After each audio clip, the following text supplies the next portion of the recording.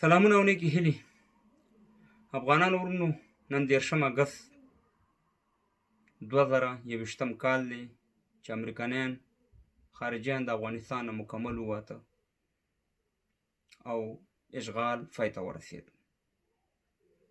نو بعضې ملګرو توقع هم ده او دغه هم دی چې ته په دې باره کې څه وایې، کېدای شي ته په اشغال خوشحاله وي یا پې خفه وي. نو هغه زما نظر به غواړي، نو ته مبارکي ورکې که نه ورکې.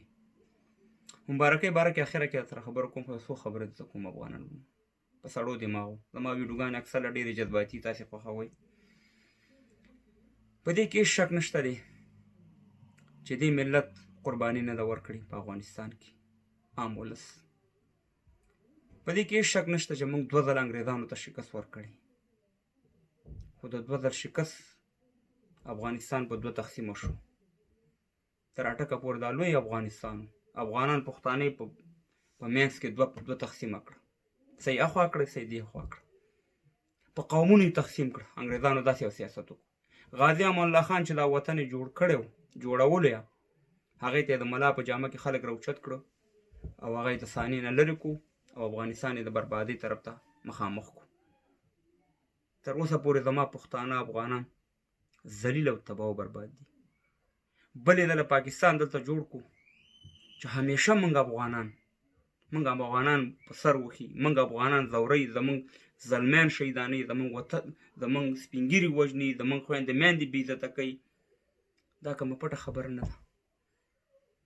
نو شکست به ما هله منلی چې د انګریزانو د شکست نه وروسته موږ خپل لوی افغانستان ساتلی وي او موږ دا ټول پښتانه افغانان په یو اتفاق کړی وي. نو ما به ویلی وي چې یو پرمختګ او اتفاق لوی افغانستان دی. نو شکست خو ما وخوړو افغانانو ورونو چې خپل وطن مې په 2 تقسیمه کړو او خپل ځوانان او پښتانه مې تباه او برباد دي. بل د روسانو شکست خو ما ته یاد شي، موږ ډېر خوشحاله وو. زموږ په کور کې زموږ مشرانو، زموږ نیاګانو، زموږ مورګانو به دا دعا کولې چې خدای ته وروسته تباه او برباد کړي. په دې کې هېڅ شک نشته چې موږ روسانو ته شکست ورنه کړو. عام ولس ډېره قرباني ورکړه، عام مجاهدینو.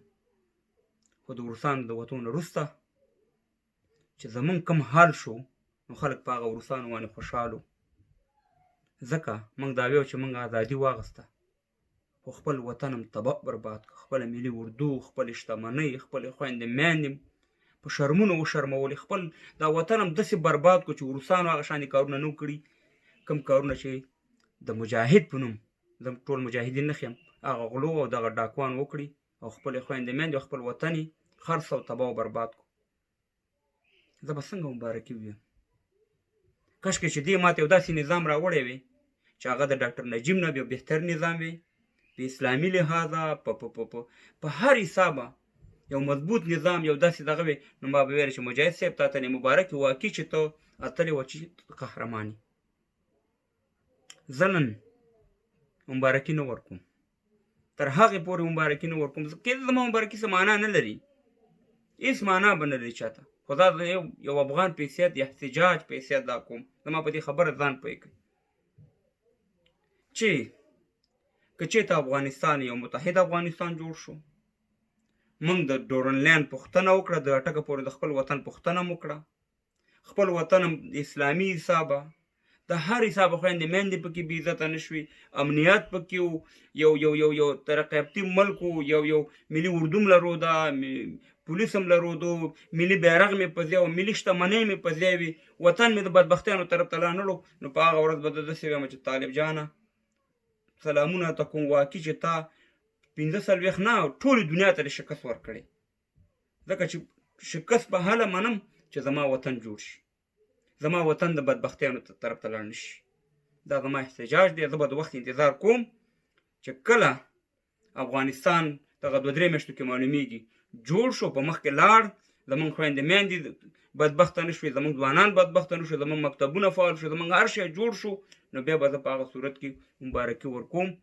خو زه هغه سړی یم چې ما په هلمند په بمباریانو باندې د امریکایانو په خلاف باندې دلته په دې خپل میډیا کې مې اواز اوچت کړی، د قندهار په بمباریانو، د ننګرهار په بمباریانو.